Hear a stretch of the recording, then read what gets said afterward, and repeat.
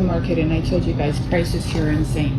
$25, $30 for Folgers. $30 for Folgers coffee? $30 for waking up with Folgers in my cup? That's madness. Food inflation is picking the pockets of every American. I just spent $4.37 for 2 tomatoes at the store yesterday. What's driving that? One thing, the price of oil. Just want some eggs? Okay, let's pay $17 for eggs. What's going on, guys? JC Nita here, property owner, investor, and online content creation dabbler, back with another video. And today we're talking about the crazy cost of food prices. If you want to get enraged today, just look at how cheap McDonald's actually used to be.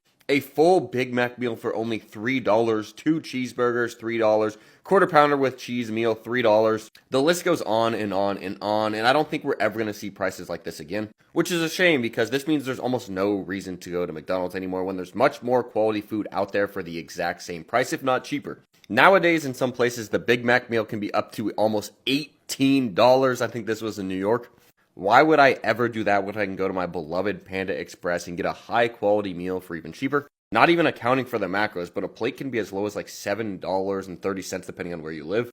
It makes me so mad because not even that long ago, I used to go get a McGangbang after school every day for like $2.60. That would be my lunch. That would be my meal for the day.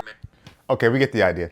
So essentially what he's saying is it no longer makes sense to get fast food, and I would have to agree. I'm a fast casual guy now. I used to be a fast foodaholic. I ate McDonald's, I ate Wendy's, I ate Taco Bell, you name it. But now I just go to fast casual places, Chipotle, Cava, stuff like this, because it sometimes costs just as much nowadays as fast food or even less, and the food is higher quality. Now, this guy said that he got a great meal at Panda Express. Listen, I really enjoy Panda Express, but Panda Express is like one step up from fast food, let's be honest. Nonetheless, the point remains, in the 90s, McDonald's was, and I remember the McDonald's in the 90s, maybe because I was a kid, the Big Mac seemed so much bigger. It cost less money. And recently, the last time I had a Big Mac, the box was bigger than the sandwich, which the box has to be bigger than the sandwich, or else it wouldn't fit in there. Anyways, the Big Mac has gotten a lot smaller than it used to be, and it costs a lot more. So that's just an example of inflation of food prices. But of course, the silver lining in all of this is that it forces you or me to eat healthier, because now we have to decide between a $15 Big Mac or a $12 Chipotle bowl with fresh ingredients. Why is no one talking about the real reason why groceries are still so expensive?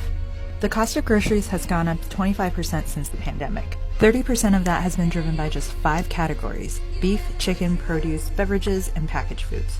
Meat processing, packaged foods, and beverage industries are highly concentrated in a few companies, and they've been raking in record profits. Research found that corporate profits accounted for 53% of the rise in prices. Just listen to one CEO explain it himself. And the package pricing strategies, even though there was some pass-through on the inflation, it's all been about earning the price, but yet delivering on the volume, which was a core part of the strategy. In other words, figuring out just how much consumers will pay. To save money, buy less packaged foods, beverages, and beef, and buy more pork, seafood, and produce. Wow, so what they're basically saying is that the pandemic gave an opportunity to test consumer price sensitivity, if I'm understanding that correctly. Because prices shot up during the pandemic for different reasons, supply chain issues, etc. And because of that, you and I paid more for goods. And these corporations then were able to see, okay, they're paying more for goods. Let's see how high we can keep them after the pandemic dies down, which is why we're still paying post-pandemic prices, even though it's now over. There were goods and bads, right? There were pros and cons to the pandemic. A lot of bad stuff, obviously. One of the more silver linings of the pandemic, obviously, was a shift towards working from home, which now they're trying to pull back. A lot of corporations are forcing people back into the office. I have a video on that. But that was one of the silver linings. A lot more people realized, hey, I can do the same thing I'm doing in the office at home. And a lot of corporations that were formerly against that had to change their tune. But like I said, that's changing. One of the bad things about the pandemic is that prices went up and we paid them, and corporations realized, they can actually afford it, or I guess we can't really afford it, but now they're greedy. They want to keep these high profit margins, and that's why we're seeing these super high prices in the grocery store. So this is very telling. Eggs are still high, cereal prices still high. Like, why is inflation maybe not coming down to the extent some of these folks would think? 2 reasons, and yes, we have a grumpy consumer that's still spending. And the reason why is that as economists, we focus on rates. We love rates. Rates come down. But as a consumer, even I as an economist walk into a store and say, man, like what did cereal become like $8 a box? And it's like, what's cereal in a box? It's like exactly. Where are these prices coming from? I immediately stop being an economist and start being a consumer. And yes, I'm mad about the box of cereal. It's $8, exactly. But also from the labor market's perspective, real wages haven't grown all that long. And so the consumer has been missing out on real wage gains. Even though wage growth was high, inflation was higher.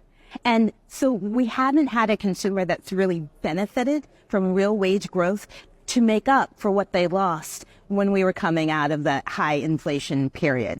So we have less product, shrinkflation, smaller packages, smaller box of cereal, smaller Big Mac. We have higher prices for that smaller box of cereal and smaller Big Mac. And even though our wages have increased, they have increased fast enough to keep pace with inflation. And that's the part that freaks me out, because I'm always about self-improvement and leveling up and earning more money. If you have a problem buying things, or I should say have a problem affording the necessities of life, I say it's a lot of times an income problem, which some people don't like to hear that. But this is frustrating because you can increase your income as much as you try to, or you can, but you're not gonna beat inflation. You're not gonna beat the system, so to speak. So this is kind of, this is scary. But I mean, it's not the first time in history where people have struggled with the cost of living and struggled with the prices of goods and services, and wages didn't keep up. So eventually we'll find some equilibrium, hopefully. Usually that follows an increase in productivity. And if you want to know more about that, check out Ray Dalio's How the Economic System Works. Nonetheless, this is just very eye-opening. I'm at the market and I told you guys prices here are insane. $25, $30 for Folgers. $30 for Folgers coffee? $30 for waking up with Folgers in my cup? That's madness. $6 for groceries, like $8 for chips, for cookies. Like, the prices here are wild. That's why we never shop here, ever. $9 for cranberry juice. Like, absolutely bonkers. Yeah, $10 for a cereal, 11.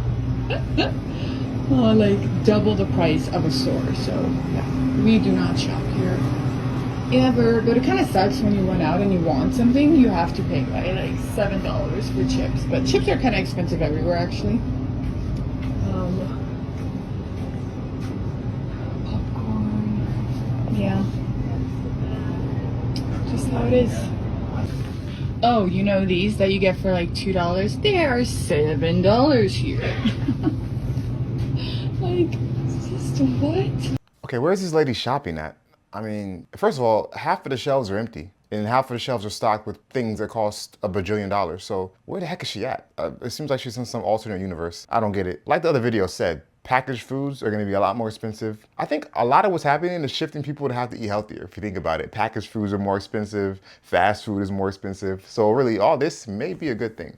Maybe we all should start buying fresh produce, because I saw some other videos where the least expensive things in people's shopping carts was fresh produce, asparagus, apples, whatever. So why are people not just buying that stuff? Now, I did see some stuff where that was expensive as well, but most of the expensive stuff is all the packaged aisles in the middle of the store. So avoid the middle of the store, go around the perimeter, you'll feel better and you'll save money. Win-win. So guys, that was a quick one. I just thought I'd throw this out there because I thought it was interesting. Let me know how you feel about it. Are you experiencing shrinkflation, higher prices of goods and services, not as much money coming into your pocket to afford these things? Let me know. Personally speaking, I typically don't buy a lot of groceries because I don't have mouths to feed except for my own. And I don't eat that much. I might have 1-2 meals a day. So a lot of times I wake up, eat my standard breakfast, scrambled eggs, maybe avocado. Yes, I'm a millennial. And some, I don't know, tuna or something, some salsa. And then I'll go out to fast casual for dinner. Like I said, Chipotle or some kind of takeout. So I don't know, for me, I don't notice it as much. I notice it other places, not really with food. But let me know in the comments if you're seeing these crazy spikes in food prices. And with that, if you made it this far in the video, I really, really appreciate you so much. If you feel so inclined to like and subscribe, because it really does help with the YouTube algorithm. And until next time, make smart financial decisions.